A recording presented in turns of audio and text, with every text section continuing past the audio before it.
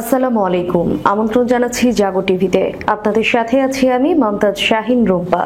শুরুতেই জানিয়ে দিব আপডেটগুলো।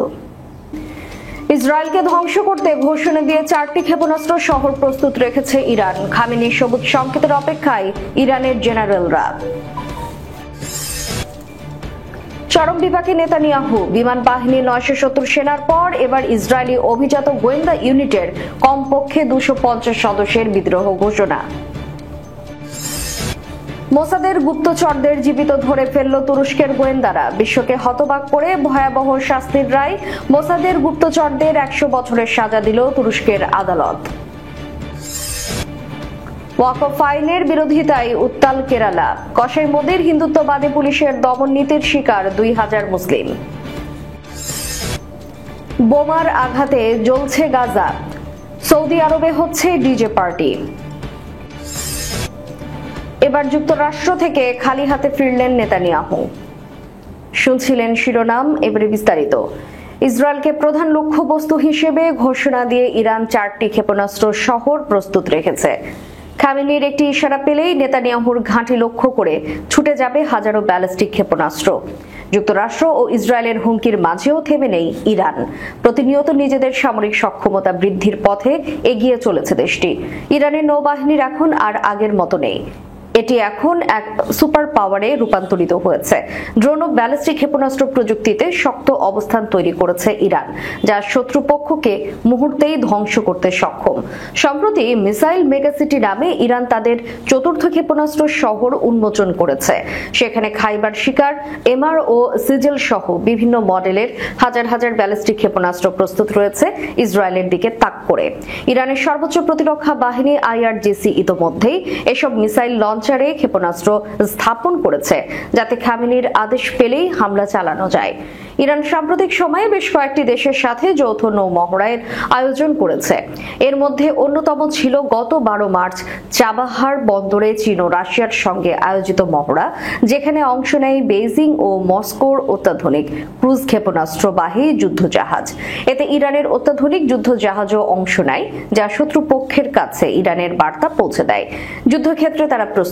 পারস্য উপসাগর, মাকরান উপকূল ও কাস্পিয়ান সাগর জুড়ে বিশাল এক নৌ মহড়া পরিচালনা করেছে ইরান, যাতে প্রায় 3000 জাহাজ অংশ নেয়। লেবানন, ইয়েমেন ও ইরাকের নৌবাহিনীও এতে অংশগ্রহণ করে। এই মহড়ার সময় ইরানের IRGC নৌবাহিনীর কমান্ডার আলী রেজা তানসিরি হুঁশিয়ারি দিয়ে বলেন, আমরা শুধু স্থলেই নয়, সমুদ্র যুদ্ধের জন্য প্রস্তুত। শত্রুরা পালানোর সুযোগ পাবে না। তিনি আরো বলেন, ইরানের বন্ধু রাষ্ট্রগুলোর সঙ্গে আঞ্চলিক সামরিক জোট গঠন ইসরায়েলি শাসনের জন্য বড় চ্যালেঞ্জ তৈরি করবে। তিনি আরো বলেন, শত্রুরা এখন আমাদের নৌবাহিনীকে পরাশক্তি হিসেবে বিবেচনা করে।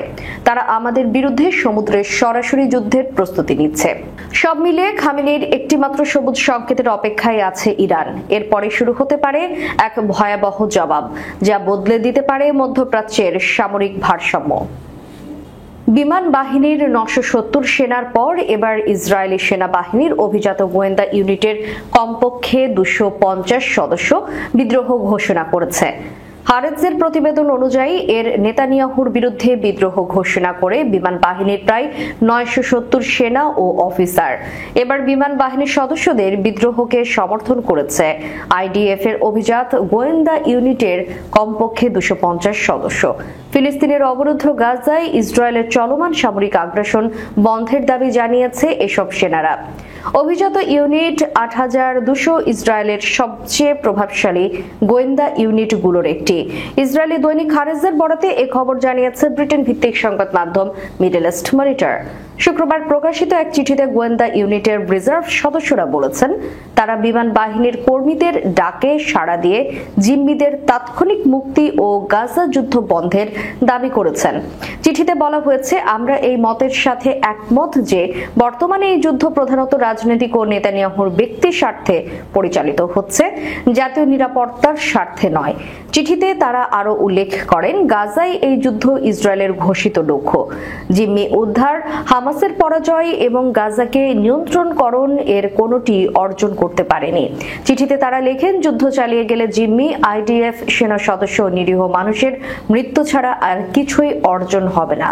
হামাস গাজায় এখনো ক্ষমতায় রয়েছে এবং নতুন সদস্য সংযুক্ত সংগ্রহ করছে, অথচ সরকার কখনোই হামাসকে উৎখাতের কোনো বিশ্বাসযোগ্য পরিকল্পনা দেয়নি।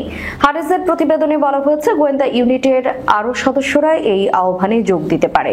এছাড়া ইসরায়েলের হাইটেক খাতের উদ্যোক্তা, বিনিয়োগকারী ও কর্মচারীদের একই ধরনের একটি চিঠি প্রকাশ করার কথা রয়েছে।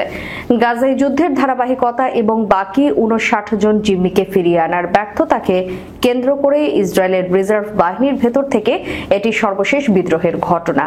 প্রধানমন্ত্রী নেতানিয়াহু এই বিদ্রোহকে অযৌক্তিক ও দেশদ্রোহী বলে আখ্যায়িত করেছেন।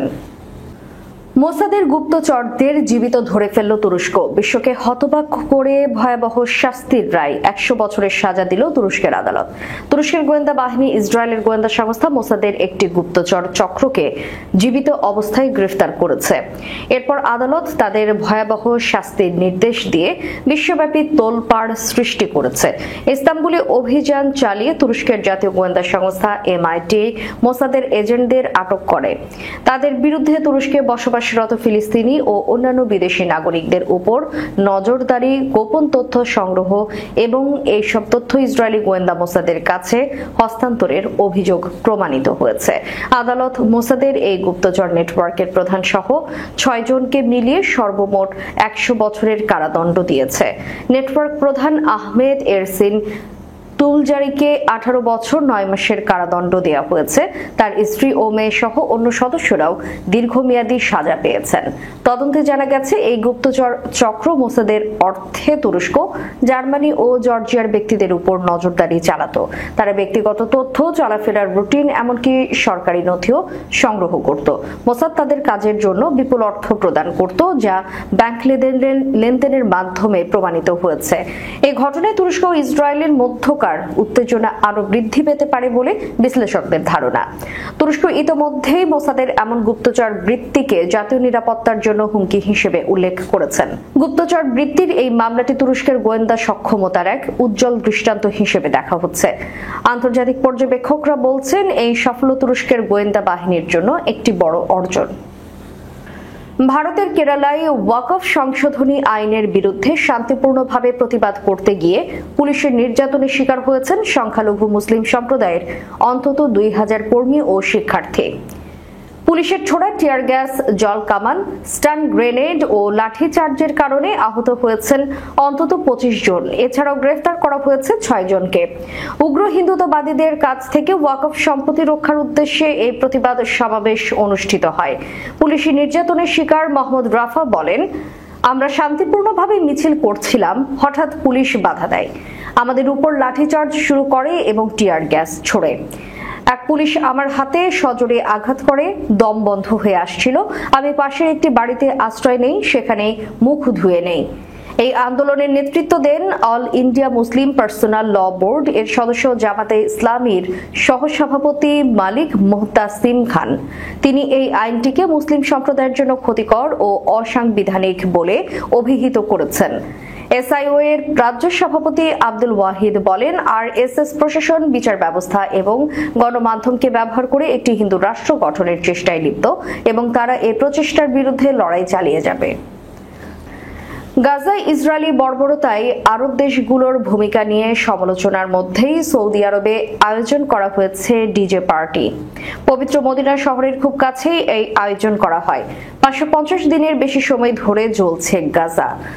আগুন, রক্ত, ধ্বংসের বিভীষিকায় রূপ নিয়েছে অবরুদ্ধ উপত্যকাটি। দখলদার ইসরায়েলি বাহিনীর বোমার আঘাতে প্রতিদিনই প্রাণ হারাচ্ছেন নিরীহ ফিলিস্তিনিরা। ধ্বংসস্তূপে প্রিয়জনদের মরদেহ হন্যে হয়ে খুঁজে চলেছেন অনেকে। স্বজন হারানোর আর্তনাদে ভারী হয়ে উঠেছে আকাশ। গাজায় এখন এক মুঠো খাবারের জন্য হাহাকার করছে ছোট্ট শিশুরা। নেই খাবার, পানি, বিদ্যুৎ, প্রয়োজনীয় কাপড়। চিকিৎসা নেওয়ার জন্য যেই হাসপাতাল প্রয়োজন তাও গুড়িয়ে দিয়েছে নেতানিয়াহুর সেনারা। বোমার আঘাতে ধ্বংস করা হয়েছে উপত্যকাটির মসজিদগুলো। নিরীহ ফিলিস্তিনিদের উপর ইসরায়েলি বাহিনীর এমন বর্বরতার নীরব ভূমিকার জন্য সমালোচিত হচ্ছে মধ্যপ্রাচ্যের মুসলিম দেশগুলো। বাংলাদেশ সহ বিশ্বের বিভিন্ন দেশে যখন ফিলিস্তিনের পক্ষে বিক্ষোভ হচ্ছে, তখন আরব দেশগুলোতে চলছে নাচ, গান আর আতশবাজির উৎসব। চলতি সপ্তাহে সৌদি আরবের আল উলার জাবাল আল ফিলে আয়োজন করা হয় ডিজে পার্টির। বিখ্যাত এলিফ্যান্ট রকের সামনে পাশ্চাত্য সুরে রাতভর নাচ গানে মেতেছেন তরুণ তরুণীরা, যা এরই মধ্যে সমালোচনার জন্ম দিয়েছে। সামাজিক মাধ্যমে ক্ষোভ প্রকাশ করেছেন নেটিজেনরা। এর আগে চলতি মাসে উৎসবের আলোয় আলোকিত হয় কাতারের আকাশ। ইসরায়েলি বোমার আঘাতে যখন ফিলিস্তিন জ্বলছে, ঠিক তখন আতশবাজি প্রদর্শনে কোটি কোটি টাকা খরচ করে দেশটি। লুসাইল শহরের এই উৎসবে অ্যাক্রোবেটিক শো, আতশবাজি ও রাতের আকাশে ড্রোনের সাহায্যে বিভিন্ন আলোর খেলা দেখানো হয়। ইরানের সঙ্গে উত্তেজনা বৃদ্ধি ও গাজায় ক্রমাগত হামলা চালিয়ে যাওয়ার মধ্যে গত 6 এপ্রিল বেশ হাসি মুখে রাষ্ট্র সফরে ওয়াশিংটন গিয়েছিলেন ইসরায়েলের প্রধানমন্ত্রী বেনিয়ামিন নেতানিয়াহু। তবে মার্কিন প্রেসিডেন্ট ডোনাল্ড ট্রাম্পের সঙ্গে বৈঠকের পর তার মুখে সেই চওড়া হাসি আর থাকেনি। বলতে গেলে প্রত্যাশা পূরণ না হওয়ায় এক প্রকার খালি হাতেই দেশে ফিরেছেন নেতানিয়াহু। আমেরিকার প্রভাবশালী সংবাদ সংস্থা অ্যাসোসিয়েটেড প্রেসের প্রতিবেদনে বলা হয়েছে, ইসরায়েলের প্রধানমন্ত্রী প্রত্যাশা পূরণের তালিকায় ছিল ইরানের পরমাণু কর্মসূচি, প্রেসিডেন্ট ডোনাল্ড ট্রাম্পের পাল্টা শুল্ক আরোপ, সিরিয়ায় প্রতিদ্বন্দ্বী তুরস্কের প্রভাব বৃদ্ধি এবং 18 মাস ধরে চলা গাজা যুদ্ধ। তবে প্রেসিডেন্ট ট্রাম্প তার উদ্যোগে আশানুরূপ সাড়া দেননি। সংবাদ সংস্থা এপি তার পর্যবেক্ষণে বলছে, দেখে মনে হচ্ছে ট্রাম্পের সঙ্গে গত সোমবারের বৈঠক থেকে অনেকটা খালি হাতে ফিরতে হয়েছে ইসরায়েলি প্রধানমন্ত্রী নেতানিয়াহুকে।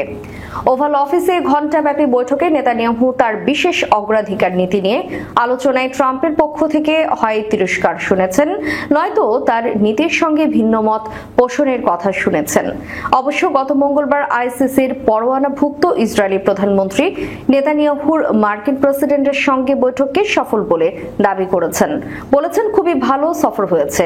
তিনি সব ক্ষেত্রে এই সফরকে সফল বলে দাবি করেছে। প্রতিবেদনে বলা হয়, ব্যক্তিগতভাবে ইসরায়েলি প্রতিনিধি দল বুঝতে পারছে এই সফর তাদের জন্য কতটা কঠিন ছিল। ওই সফরের সঙ্গে সংশ্লিষ্ট কর্মকর্তার নাম প্রকাশ না করার শর্তে এমনই ইঙ্গিত দিলেন। ইসরায়েলের ইয়েদিওথ আরনোহতে দৈনিকের বিশ্লেষক নাদাম ইয়াল বলেন, আসলে নেতানিয়াহু মার্কিন প্রেসিডেন্টের তরফ থেকে যা শোনার আশা করেছিল তেমনটা তিনি শোনেননি।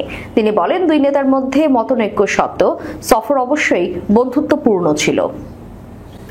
শেষ করার পূর্বে সংবাদ শিরোনামগুলো জানিয়ে দিব আরো একবার। ইসরায়েলকে ধ্বংস করতে ঘোষণা দিয়ে 4টি ক্ষেপণাস্ত্র শহর প্রস্তুত রেখেছে ইরান। খামেনির সবুজ সংকেতের অপেক্ষায় ইরানের জেনারেলরা।